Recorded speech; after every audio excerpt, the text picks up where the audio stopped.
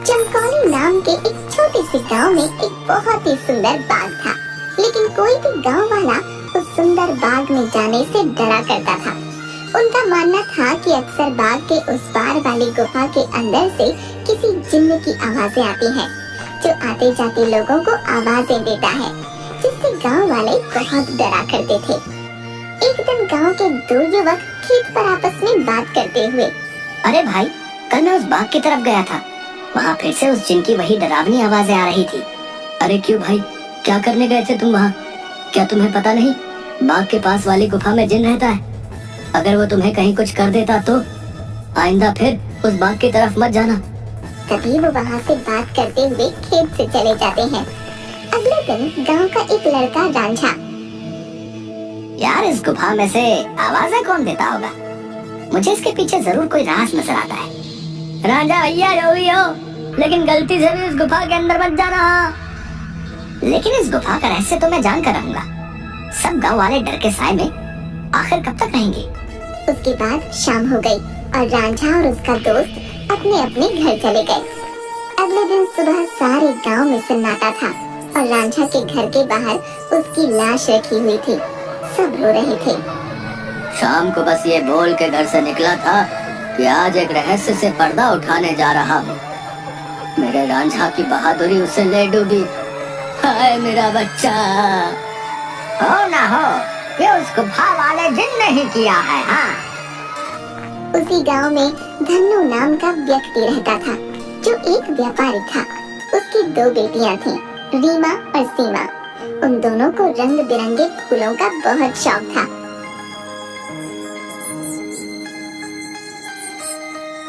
बहुत दिन हो गए हैं, चलो आज हम गांव के बाग में चलते हैं। न जाने क्यों हमें बाबूजी उस बाग में जाने से मना करते हैं।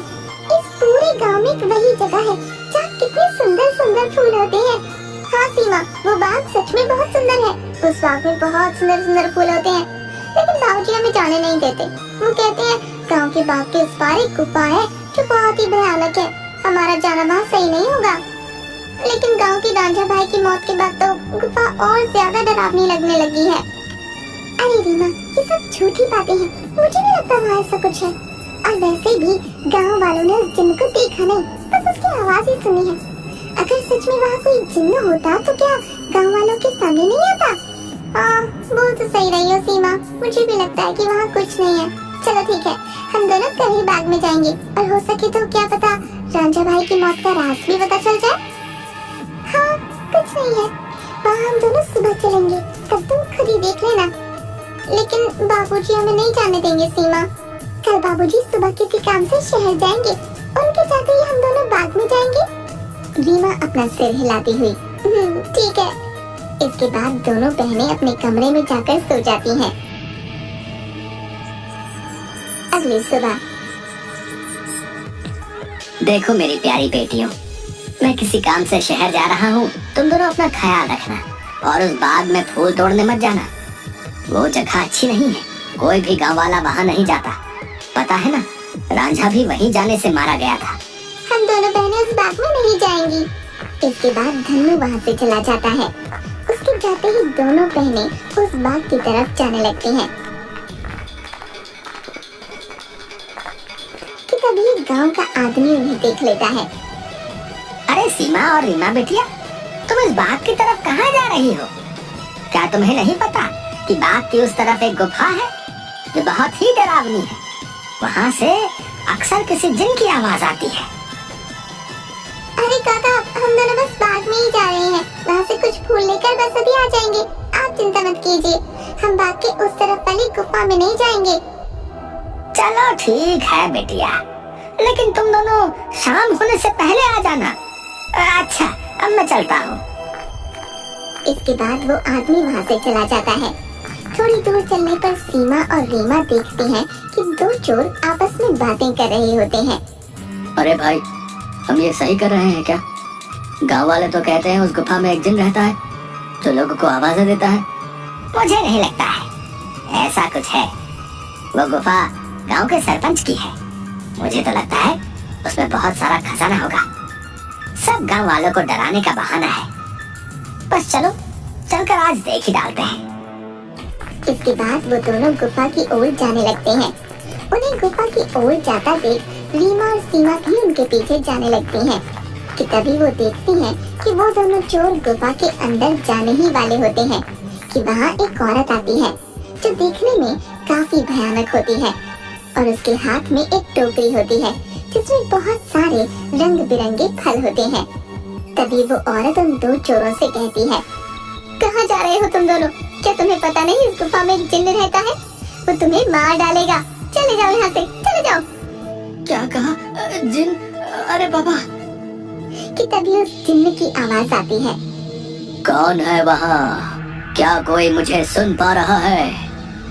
अंदर आओ, निकालो मुझे यहाँ से।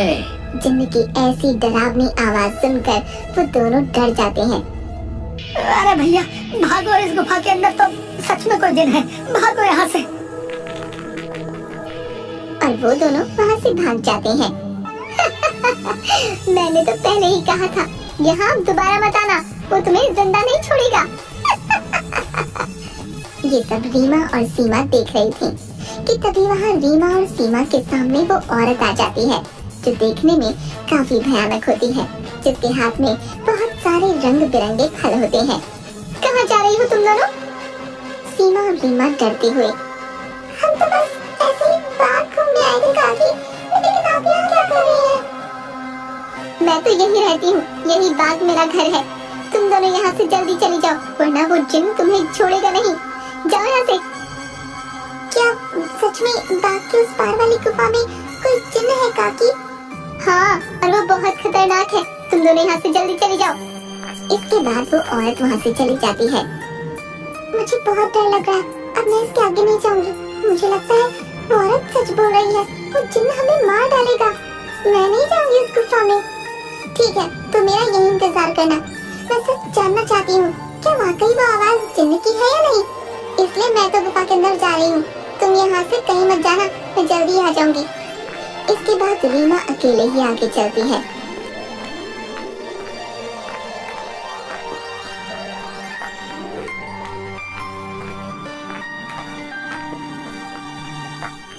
रीमा चलते चलते उस गुफा के पास पहुंच जाती है। तभी एक आवाज उसे सुनाई देती है जो काफी भारी होती है। ऐसा लगता है जैसे किसी रोते हुए इंसान की आवाज हो वो। कोई है यहाँ? मुझे यहाँ से बाहर निकालो। मैं इस गुफा में बरसों से कैद हूँ, निकालो मुझे यहाँ से। रीमा बड़ी हैरानी से वहीं खड़ी हो जाती है। कौन हो तुम और क्यों मुझे आवाज लगा रहे हो? क्या तुम वही जिन्न हो जिसके बारे में गांव वाले बात करते हैं? क्या सच में तुम यहाँ इस गुफा में हो? हाँ, मैं जिन हूँ। मैं कई सालों से इसी गुफा में कैद हूँ। मेरी सहायता करो लड़की, मेरी बात मानो। मैं तुम्हें कोई नुकसान नहीं पहुँचाऊंगा। तुम मुझे इस गुफा से आजाद कर सकती हो। इसके बाद मैं यहाँ से हमेशा के लिए चला जाऊंगा। मेरी सहायता करो। क्या सच में हमेशा के लिए तुम यहाँ से चले जाओगे? मैं तुम्हारी सहायता जरूर करूंगी। मुझे क्या करना होगा जिन? बताओ मुझे, मैं अवश्य ही करूंगी। तभी गुफा के दरवाजे खुलते हैं और रीमा उस गुफा के अंदर चली जाती है।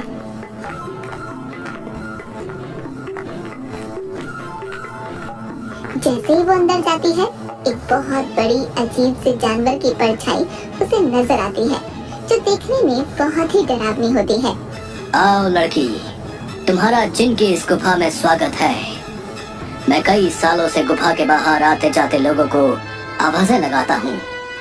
सब गांव वाले डरकर भाग जाते हैं। कोई भी गांव वाला इस गुफा में आने की हिम्मत नहीं कर पाता। लेकिन तुम बहुत ही बहादुर लड़की हो जो इस गुफा में अकेली चली आई हो। क्या तुम जिन्न हो? लेकिन तुम मुझे दिखाई क्यों नहीं दे रहे हो? क्या तुम किसी को दिखाई नहीं दे सकते हो? नहीं, मैं जिन नहीं हूँ लड़की। मैं उस जिन की परछाई हूँ। वो जिन तो इस गुफा के कैद खाने में बरसों से कैद है।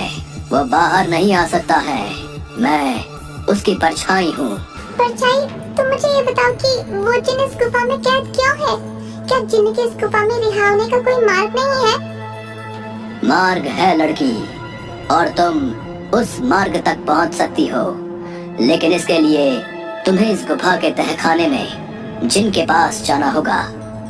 वही जिन तुम्हें उसकी मुक्ति का राज बताएगा। जिसके बाद रीमा हाथ में जलती हुई एक आग की मशाल लेकर उस गुफा की ओर जाती है। जैसे ही रीमा तहखाने के अंदर जाती है तो उसे एक आग जलती हुई दिखाई देती है। वो जैसे ही उस आग के पास जाती है, हे जिन, मैं यहाँ तुम्हारी मदद करने आई हूँ, क्या तुम मुझे सुन सकते हो? उसे उस जिन्न की आवाज आती है। आओ बहादुर लड़की, मैं तुम्हारा ही इंतजार कर रहा हूँ। मैं जानता हूँ कि तुम ही मुझे इस गुफा से मुक्ति दिला सकती हो। तुम्हारा इस गुफा में स्वागत है लड़की। तुम बहुत ही बहादुर हो जो इस गुफा में आई हो। मेरा नाम जिनाद है। मैं यहाँ कई सालों से बंद हूँ। मेरे सामने आओ जिन्नात, मैं तुम्हें देखना चाहती हूँ। कि तभी अचानक से जिन्नात उसके सामने आता है, जो बहुत ही डरावना होता है। एक बहुत ही भयानक सा दिखने वाला, जिसके सिर पर एक लंबी चोटी होती है जो काफी बड़ा होता है। रीमा के सामने वो आता है। उसे देखकर रीमा थोड़ा डर जाती है। देखो, तुम डरो मत लड़की, मैं तुम्हें कुछ नहीं करूँगा। मैं जानता हूँ कि तुम मेरी मदद करने आई हो, लेकिन मेरी मदद करना इतना भी आसान नहीं है। तुम एक बार और सोच सकती हो। क्या तुम वाकई मेरी मदद करना चाहती हो? लेकिन मैं तुम्हारी मदद कैसे कर सकती हूँ? और तुम यहाँ कैद कैसे हुई? बताता हूँ। बहुत साल पहले इस गुफा में एक औरत रहती थी। वो बहुत गरीब थी। वो गुफा के बाहर वाले बाग से फल तोड़ा करती थी और उन्हें ही खाया करती थी। एक दिन उसने बाग के सारे फल तोड़ लिए और यहाँ इस गुफा में लेकर आ गई। उन्हीं फलों के बीच एक रहस्यमय फल भी था, जो बहुत ही चमकदार था और जिस पर मेरी नजर थी।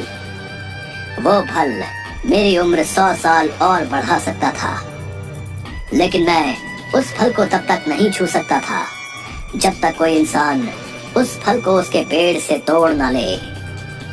एक दिन वो औरत चमकदार फल को उसके पेड़ से तोड़कर इस गुफा में ले आई। जब मैंने देखा तो मैं उसके पीछे इसी गुफा में आ गया और मैंने उससे कहा कि हे औरत, तुम जो बाग से सबसे सुंदर और चमकदार फल तोड़कर लाई हो, वो मुझे दे दो। इसके बदले में तुम जो भी 2 इच्छाएं मांगोगी वो पूरी होंगी। ठीक है, मैं तुम्हें वो फल दे देती हूँ, लेकिन मेरी 2 इच्छा है। पहली ये कि तुम मुझे वरदान दो, आज से ये बाग मेरा होगा, और दूसरी ये कि तुम इस गुफा में ही कैद रहोगे, ताकि इस बाग में कोई भी तुम्हारे डर से ना आ सके और हमेशा के लिए मैं ही इस बाग में राज करूँ। वो औरत मुझे फल तो दे देती है। उस फल से मेरी उम्र तो 100 साल बढ़ गई, लेकिन उस औरत को दिए गए वरदान की वजह से मैं यहीं कैद हो गया। तब से ही मैं इस तहखाने में कैद हूँ। क्या अब से पहले किसी ने आपको यहाँ से बाहर निकालने की कोशिश नहीं की? इससे पहले गांव के एक लड़के ने मुझे बचाने की हिम्मत दिखाई थी, लेकिन जैसे ही वो लड़का उस चमत्कारी फल को लेकर गुफा में आ रहा था, तभी उस बूढ़ी औरत ने उसको मौत के घाट उतार दिया और सारे गांव में बात फैल गई कि मैंने उसको मारा है। हाँ, वो लड़का हमारे गांव का रांझा भैया थी। उसको उस बूढ़ी औरत ने मारा। मैं आपको यहाँ से आजाद जरूर करवाऊंगी, लेकिन मुझे तुम्हें यहाँ से आजाद कराने के लिए करना क्या होगा? तुम्हें यहाँ से उस बाग में जाना होगा। वहाँ तुम्हें उस बाग में रहने वाली उसी औरत की झोपड़ी दिखेगी, जिसके कारण मैं इस गुफा में कैद हूँ।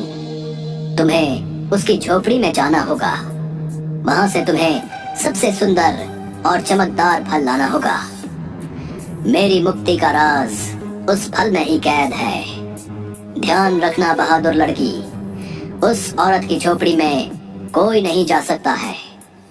जब वो सो रही होगी तुम्हें तब ही जाना होगा और उसकी फलों की टोकरी में से सबसे चमकता फल लेकर आना होगा। उसी फल में तुम्हें मेरी मुक्ति का राज मिलेगा। लेकिन तुम्हें ये काम बड़ी होशियारी से करना होगा। अगर उस औरत को पता चल गया तो वो तुम्हें जिंदा नहीं छोड़ेगी। ठीक है जिन, मैं तुम्हारे लिए वो चमकदार फल जरूर लेकर आऊंगी। मैं तुम्हारा इंतजार करूंगा बहादुर लड़की। इसके बाद रीमा वहाँ से बाग में जाती है और उस औरत की झोपड़ी की ओर बढ़ने लगती है। रीमा देखती है कि उस औरत की झोपड़ी में कोई नहीं है। वो इधर उधर देखती है और उस झोपड़ी के अंदर चली जाती है। रीमा अंदर जाकर देखती है कि बहुत सारे फल उस औरत की झोपड़ी में रखे हैं। अरे ये तो कितने सारे फल हैं, लेकिन इन सब में कोई भी फल बहुत ज्यादा नहीं चमक रहा। तभी अचानक रीमा देखती है कि वही औरत अपनी झोपड़ी की तरफ आ रही है। ये देखते ही रीमा दरवाजे के पीछे छुप जाती है। वो औरत अपनी झोपड़ी में आती है और उसके हाथ में एक टोकरी होती है जिसमें बहुत सारे फल रखे होते हैं। वो अपनी टोकरी एक टेबल पर रख देती है और पास ही पड़ी चारपाई पर सो जाती है। ये देख थोड़ी देर बाद रीमा बाहर आती है और उन फलों की टोकरी में से सबसे चमकता फल देखती है। लगता है यही वो चमकदार फल है जिसके बारे में वो जिन बात कर रहा था। रुको लड़की, तुम मेरा ही जादुई फल लेकर कहाँ जा रही हो? मुझे मेरा फल वापस करो, वरना मैं तुम्हें यहाँ से नहीं जाने दूंगी। रीमा ये सुनकर डर जाती है। मुझे फल ले जाने दो काकी, मैं इस फल को उस जिन्न को देकर उसे उस गुफा से आजाद कराना चाहती हूँ, ताकि सारे गांव वाले बिना डरे यहाँ सकें। मुझे इस फल को लेकर जाने दो काकी। क्या कहा लड़की? तुम मेरी कई सालों की मेहनत पर पानी फेर देना चाहती हो? उस जिन्न के रिहा होते ही ये सब गांव वाले मुझे इस बाग से निकाल देंगे। नहीं नहीं, मैं ऐसा नहीं होने दूंगी। मुझे ये चमकदार फल वापस करो। ये सुनकर रीमा वहाँ से उस फल को लेकर भागने लगती है और वो औरत भी उसके पीछे ही भागने लगती है।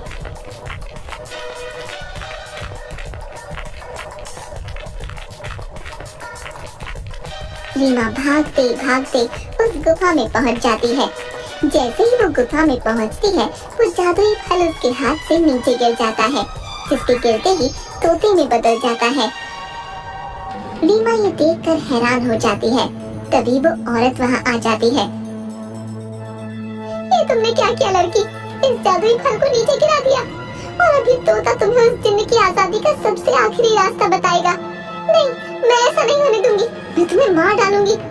वो औरत रीमा को जैसे ही अपने हाथों से मारने आगे बढ़ती है, वो औरत अचानक से आग में जलने लगती है, जिसे देख रीमा हैरान हो जाती है। तभी एक आवाज सुनाई देती है जो उस जिन्न की परछाई की होती है। डरो मत बहादुर लड़की, इस लालची औरत को इसके किए की सजा मिल चुकी है।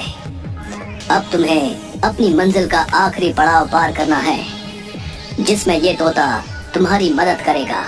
तभी अचानक से वो तोता उड़ने लगता है और गुफा में उसी तरफ भागने लगता है जहाँ वो जिन्न कैद था।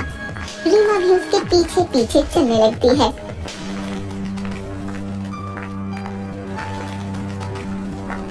वो तोता एक छोटी सी खिड़की के पास जा बैठता है जो काफी चमक रही थी। तभी तोते की आवाज आती है।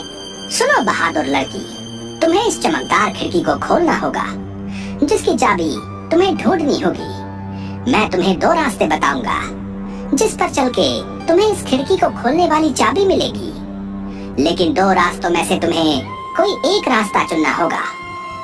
पहला रास्ता एक गुलाब के फूल की तरफ जाता है जो बाग की तरफ है। दूसरा रास्ता एक अंधेरे की तरफ है जो इसी गुफा में उस तहखाने की तरफ जाता है जहाँ वो जिन कैद है। जाओ और अपना रास्ता चुन लो। रीमा काफी देर सोचने के बाद मैं गुफा वाला रास्ता ही चुनूंगी जो अंधेरे की तरफ जाता हो। जिसके बाद रीमा गुफा की ओर चलने लगती है कि तभी रीमा को एक सिक्का दिखाई देता है। अरे ये इतना चमकता हुआ सिक्का यहाँ कैसे आया और ये सिक्का इतना चमक क्यों रहा है? रीमा जैसे ही वो सिक्का हाथ में उठाती है, पूरी गुफा में रोशनी हो जाती है। अरे ये तो पूरी गुफा में रोशनी हो गई। तभी वो सिक्का अचानक उड़ने लगा। अरे ये सिक्का उड़ क्यों रहा है? रीमा उस सिक्के के पीछे पीछे चलने लगती है। थोड़ी दूर चलने पर रीमा देखती है कि 4 चाबियां अलग अलग रंग की थीं, जो हवा में उड़ रही थीं।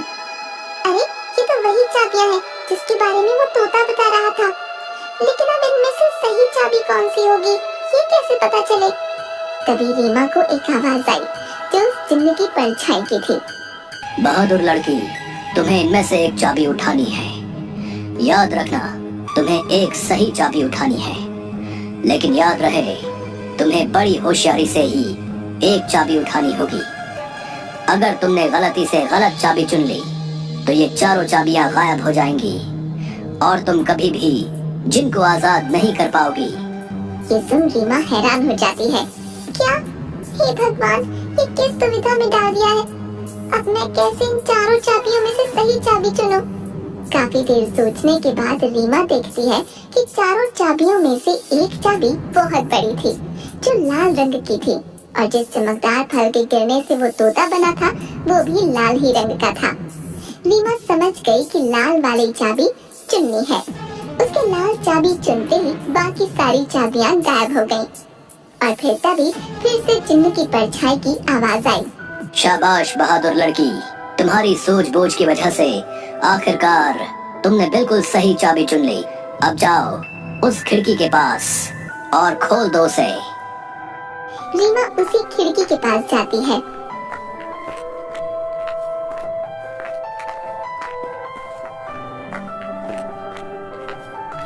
और देखती है कि अभी भी वो तोता उस खिड़की के पास ही बैठा था। ये देखो, मैं इस खिड़की की चाबी ले आई हूँ। तुम वाकई बहुत बहादुर हो लड़की। अब तुम इस चाबी से इस खिड़की को खोल दो। रीमा जैसे ही उस चाबी को खिड़की में लगाती है, खिड़की अचानक से खुल जाती है। रीमा देखती है उस खिड़की के बाहर बहुत रोशनी थी, जिसकी चारों तरफ बहुत सारे चमकदार फल चमक रहे थे और बहुत सारी तितलियां उनके पास मंडरा रही थीं। वो तोता उस खिड़की में उड़ता हुआ चला जाता है और तोता खिड़की के बाहर जाते ही उस जिन्न में बदल जाता है, जो कई सालों से गुफा में बंद था।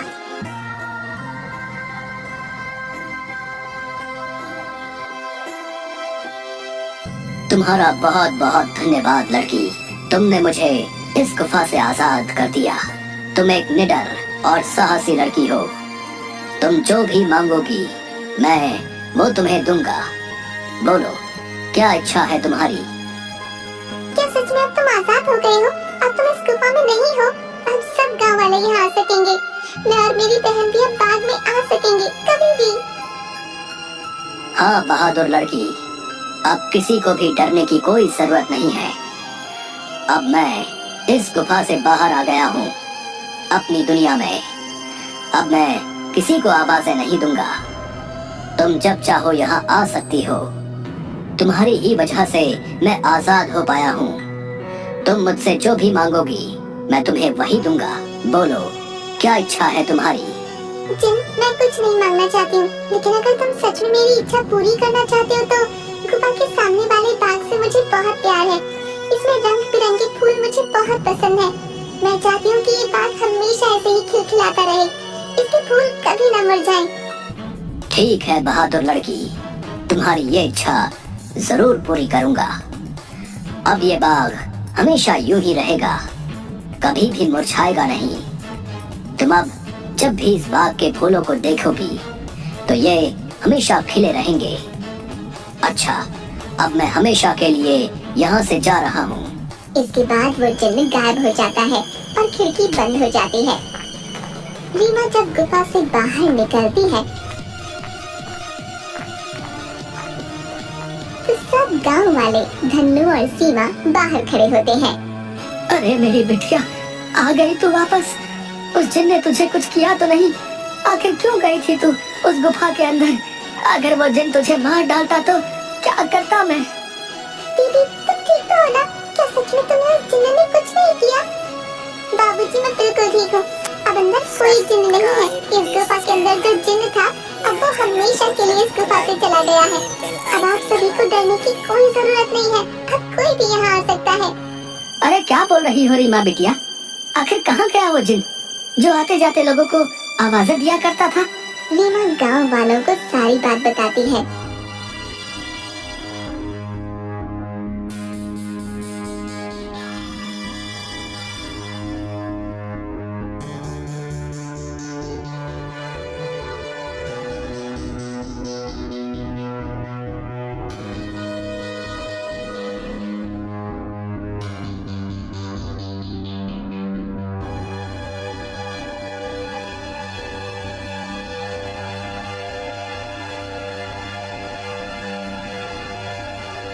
थोड़ी देर बाद गांव वाले बहुत खुश होते हैं और रीमा से बोलते हैं, अरे रीमा बेटिया, तुम तो सचमुच में बहुत बहादुर हो। तुम्हारी वजह से ही अब वो जिन इस गुफा से आजाद हो गया है।